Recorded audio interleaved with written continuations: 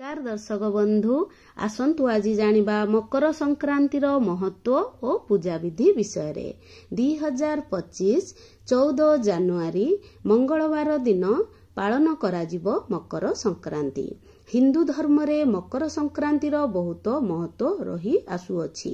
एही दिन स्नान दान पूजार महत्व अधिक थाए। एहा करिबा द्वारा धन धान्य सुख समृद्धि सौभाग्य प्राप्ति होइथाए एवं ग्रह दोष कटि थाए एवं प्रभुंकर आशीर्वाद मिली थाए। एही दिन गंगा नदी रे किंबा आखपाख नदी सरोवर रे स्नान करिबार विधान रही आसुअछि। गरीब एवं ब्राह्मण को दान करिबा द्वारा पुण्य मिली थाए। आसंतु जानिबा एही मकर संक्रांतिर महात्म्य कौन। माँ महालक्ष्मी बापा घर को जाइथिले।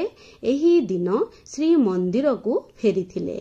सेही दिन मंदिर रे मकर मेला अनुष्ठित होइथाए एवं मकर चाउल करा जाई महाप्रभु को भोग दिया जाई थाए। घरे घरे मकर चाउल प्रस्तुत करी भोग लगा जाई थाए। नुआ चाउल रे मकर चाउल प्रस्तुत करा जाए। मकर चाउल को बोतराई ग्राइंडिंग करा जाई थाए एवं क्षीर छेना दही घी चीनी बा मिश्री गोलमरीच अदा श्री कर्पूर एही सबु जिनिस मिश्रण करी सबु प्रकार फ्रूट्स को मिसाई ठाकुरन को भोग अर्पण करा जाई थाए एवं समस्तंकु बंटन करा जाई थाए एवं ठाकुर घरे आमे खिचड़ी एवं खीरी ओ मकर चाउल भोग लगई पारिबा। एही दिन सूर्य नारायण को पूजा करिवार विधान रही आसुअछि एवं देवादिदेव महादेव को मध्य पूजा करा जाई थाए। शनिदेव गोमाता एवं लक्ष्मी नारायण को एही दिन पूजा करा जाई थाए। पूजा दिन आमे ब्रह्म मुहूर्त रे जदि पवित्र स्नान नदी को जाई पारुने तेबे आमे ब्रह्म मुहूर्त रे घरे ही बाल्टी रे गंगा जल किछि कला राशि हळदी लूण पकाई स्नान करिबा उचित एवं एही दिन सूर्य को जल देबा विधान रही आसुअछि। ब्रह्म मुहूर्त रे सूर्य उदय हेउथुवा समय रे एक तंबा ढाल रे गंगा जल कुंकुम चंदन हलदिया चाउल हलदिया पुष्प बा लाल पुष्प गुड़ कला राशि क्षीर एही सबु मिश्रण करी अर्घ्य दिया जाई थाए। किछि जदि नाही तेबे केवल गुड़ एवं कला राशि जेमिति हेले भी अर्पण करा जाई थाए एवं सहज मंत्र आमे पठन करी सूर्य को अर्घ्य देबा। ओम सूर्या नमः ओम घृणी सूर्या नमः ओम आदिताय नमः ओम दिवाकराय नमः ओम भास्कराय नमः। एही परी आमे अति सहज मंत्र गाई सूर्य को अर्घ्य अर्पण करि परिबा किंबा गायत्री मंत्र गाई अर्घ्य अर्पण करि परिबा।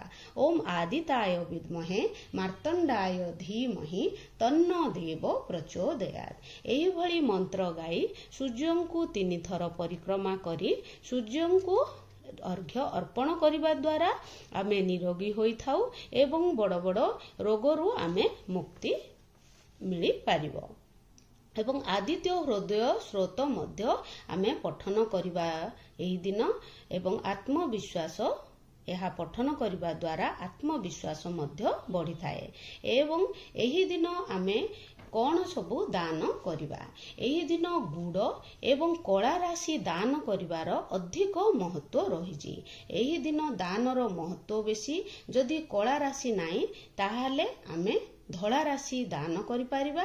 खिचड़ी गुड़ वस्त्र राशि लड्डू कंबल शीत वस्त्र बीरी जौ एवं चना डाली चाउल गहम घी गुजी चना लूण एवं दक्षिणा इत्यादि आमे ଶନିଦେବଙ୍କ ନିମନ୍ତେ ଏବଂ ସୂର୍ଯ୍ୟଦେବଙ୍କ ନିମନ୍ତେ ଲାଲ ଜିନିଷ ଏବଂ କଳା ଜିନିଷ ଆମେ କିଛି ଦାନ କରିବା।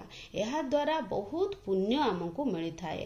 ମକର ସଂକ୍ରାନ୍ତିରେ ଯାହା ବି ଆମେ ଦାନ କରୁଛେ, ଆମର ଗ୍ରହରିଷ୍ଟ ଶନି ଦୋଷ ଯଦି ଆମର ଅଛି ତାହେଲେ ଆମ ଶନି ଦୋଷ ଖଣ୍ଡନ ହୋଇଥାଏ। ଏବଂ ଏହି ଦିନ ହୋମ କରିବାର ବିଧାନ ମଧ୍ୟ ରହିଛି। ହୋମରେ କଳା ରାଶି, ଚାଉଳ ପକାଇ ହୋମ କରାଯାଇଥାଏ।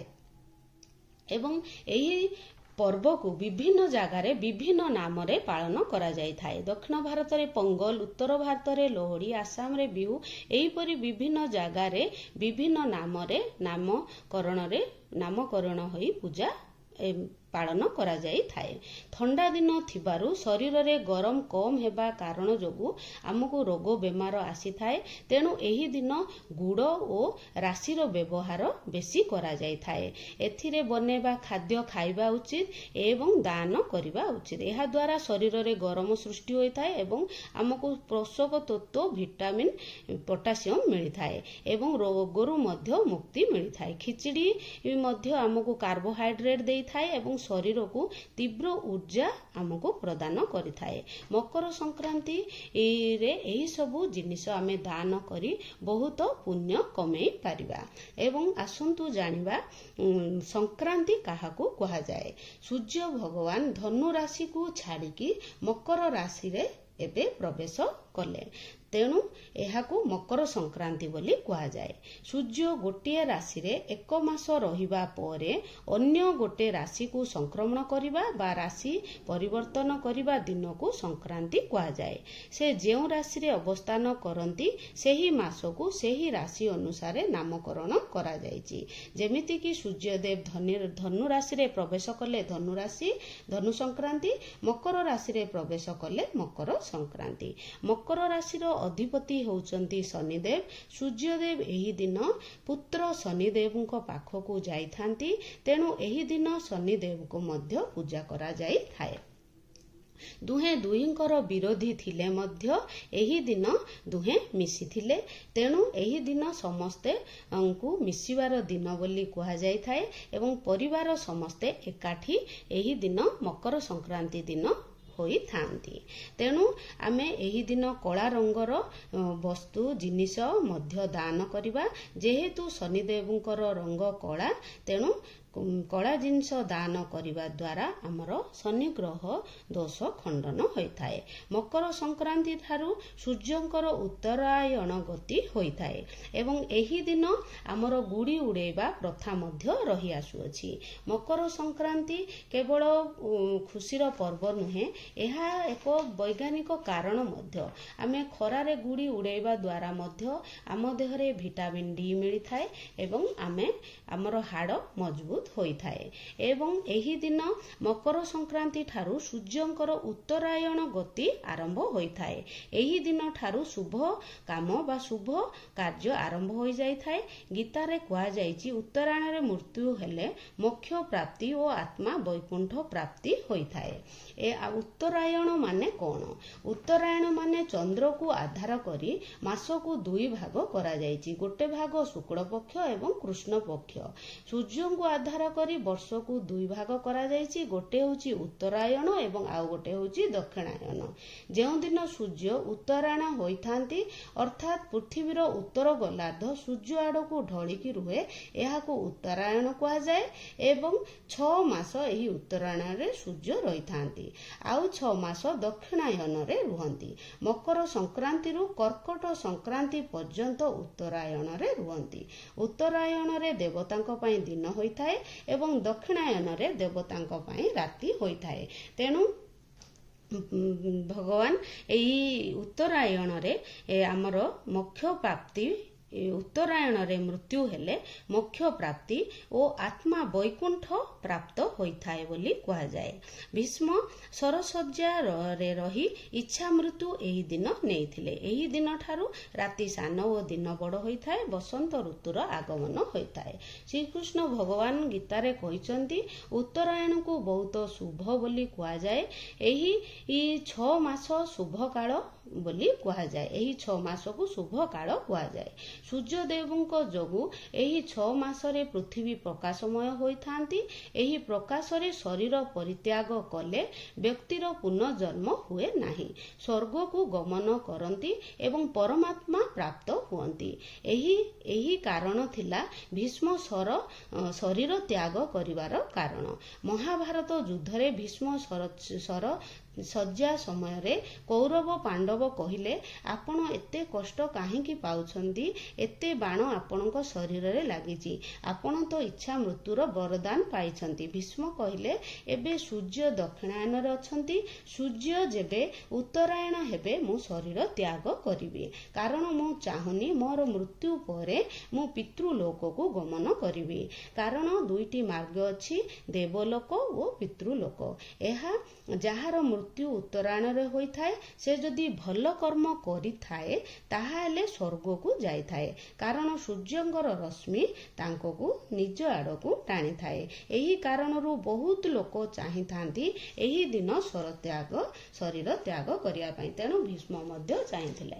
ଏବଂ ମକର ସଂକ୍ରାନ୍ତି ଦିନ ଭାଗୀରଥୀ ଗଙ୍ଗା ମାତାଙ୍କୁ ପୃଥିବୀକୁ ଆଣିଥିଲେ। ଭାଗୀରଥୀଙ୍କ ସହିତ ଗଙ୍ଗା ମାତା ପଛରେ ପଛରେ ଯାଇ କପିଳ ମୁନି ଆଶ୍ରମ ଦେଇ ସାଗରରେ ମିଶିଥିଲେ ଏବଂ ସବୁ ପୂର୍ବଜଙ୍କୁ ଏହି ଦିନ ଉଦ୍ଧାର କରିଥିଲେ, ମୁକ୍ତି କରିଥିଲେ। ଭାଗୀରଥୀଙ୍କର ପୂର୍ବଜଙ୍କୁ ଅଭିଶାପ ମିଳିଥିଲା ଏବଂ ସବୁ ଆତ୍ମାଙ୍କୁ ଏହି ଦିନ ମୁକ୍ତି ମିଳିଥିଲା। ଏବଂ ଏହି ଦିନ ଗଙ୍ଗାରେ ସ୍ନାନ କରିବା, ତେଣୁ ଗଙ୍ଗା ନଦୀରେ ସ୍ନାନ କରିବା ଶୁଭ ବୋଲି କୁହାଯାଇଥାଏ। ଭାଗୀରଥୀ ପୂର୍ବଜଙ୍କର ଏହି ଦିନ ତର୍ପଣ କରିଥିଲେ ଗଙ୍ଗା ମାତାଙ୍କ ମାଧ୍ୟମରେ। ଏହି କାରଣରୁ ଗଙ୍ଗା ସାଗରରେ କୁମ୍ଭ ମେଳା ଲାଗିଥାଏ। ପିତୃପୁରୁଷଙ୍କ ପାଇଁ ଏହି ଦିନ ସ୍ନାନ ଓ ଦାନ କରାଯାଇଥାଏ। ତୀର୍ଥରେ ଯଦି ପିତୃପୁରୁଷଙ୍କ ପାଇଁ ଜଳରେ ତର୍ପଣ କରାଯାଇଥାଏ ତାହେଲେ ପିତୃପୁରୁଷଙ୍କର ମୁକ୍ତି ହୋଇଥାଏ। ଏବଂ ପିପଳ ଗଛରେ ପିତୃପୁରୁଷଙ୍କ ନିମନ୍ତେ ମଧ୍ୟ ଜଳ ଦିଆଯାଇଥାଏ ଏବଂ ପିତୃଙ୍କୁ ଶାନ୍ତ କରାଯାଇଥାଏ। ତେଣୁ ଏହି ମକର ସଂକ୍ରାନ୍ତି ଦିନ କିଛି ଲୋକ ଶ୍ରାଦ୍ଧ ଦେଇଥାନ୍ତି ଏହି କାରଣ ଯୋଗୁଁ। ଏବଂ ମକର ସଂକ୍ରାନ୍ତି ଦିନ ଆମେ ଦୀପ ମନ୍ଦିରରେ ଏବଂ ଦେବବୃକ୍ଷରେ ମଧ୍ୟ ଅର୍ପଣ କରିବା ଦ୍ୱାରା ଆମକୁ ପୁଣ୍ୟ ମିଳିଥାଏ। ଏବଂ ଏହି ଦିନ ମକର ସଂକ୍ରାନ୍ତି ଦିନ ସ୍ନାନ, ଦାନ, ଜପ, ତପ ଏବଂ ପୂଜା ଆମେ ଯେତେ ଅଧିକ କରିବା ସେତେ ଆମକୁ ଅଧିକ ପୁଣ୍ୟ ମିଳିଥାଏ। ଏବଂ ଗୋମାତାଙ୍କୁ ଏହି ଦିନ ଯଦି ଆମେ କିଛି ଗୁଡ଼ରେ ରୁଟି, କଳା ରାଶି, ଘିଅ ଯଦି ଆମେ ମିଶେଇକି ଦଉଛେ ତାହେଲେ ବହୁତ ପୁଣ୍ୟ କମେଇବା ଏବଂ ଆମର ମକର ସଂକ୍ରାନ୍ତିର ପୂଜା ମଧ୍ୟ ସଫଳ ହୋଇଥାଏ। ତେଣୁ ଏହି ଦିନ ଆମେ ନିଷ୍ଠାର ସହିତ ସ୍ନାନ, ଦାନ, ପୂଜା କରିବା ଦ୍ୱାରା ଆମକୁ ଭଗବାନଙ୍କର କୃପା ମିଳିଥାଏ। ଯଦି ମୋର ଭିଡ଼ିଓଟି ଭଲ ଲାଗିଥାଏ ତାହେଲେ ନିଶ୍ଚୟ ଲାଇକ୍, ସେୟାର ଏବଂ ସବସ୍କ୍ରାଇବ୍ କରିଦେବେ। ଏହିଭଳି ଆମେ ସଂକ୍ରାନ୍ତି କ'ଣ, ଦକ୍ଷିଣାୟନ କ'ଣ, ଉତ୍ତରାୟଣ କ'ଣ ଏବଂ ଆମର ଭାଗୀରଥୀ କାହିଁକି ଏହି ଦିନ ଶ୍ରାଦ୍ଧ କରାଯାଇଥାଏ ଏବଂ କାହିଁକି ଭୀଷ୍ମ ଏହି ଦିନ ଶରତ୍ୟାଗ କରିଥିଲେ, ଏହି ସବୁ ପ୍ରଶ୍ନର ଉତ୍ତର ଆମେ ଜାଣିବାକୁ ପାଇଲେ। ଏବଂ ଏହି ଦିନ ସୂର୍ଯ୍ୟ ନମସ୍କାର ମଧ୍ୟ କରାଯାଇଥାଏ। ସୂର୍ଯ୍ୟ ନମସ୍କାର କରିବା ଦ୍ୱାରା ମଧ୍ୟ ଆମ ଶରୀର ଭଲ ରହିଥାଏ। ଏବଂ ଏହି ମକର ସଂକ୍ରାନ୍ତି କେବଳ ଏକ ପର୍ବ ନୁହେଁ, ଏହା ପଛରେ ବୈଜ୍ଞାନିକ କାରଣ ରହିଛି ଏବଂ ସାଇଣ୍ଟିଫିକ ରିଜନ ମଧ୍ୟ ରହିଛି। ଏହା ଦ୍ୱାରା ଆମ ଶରୀର ବହୁତ ନିରୋଗୀ ରହିଥାଏ ଏବଂ ସୁସ୍ଥ ରହିଥାଏ ଏବଂ ସବୁ ଦେବାଦେବୀଙ୍କର କୃପା ମିଳିଥାଏ। ଏହିଭଳି ଆମେ ମକର ସଂକ୍ରାନ୍ତି ଦିନ ଦାନ କରି ପୁଣ୍ୟ କମେଇବା। ଓମ୍ ନମୋ ନାରାୟଣ।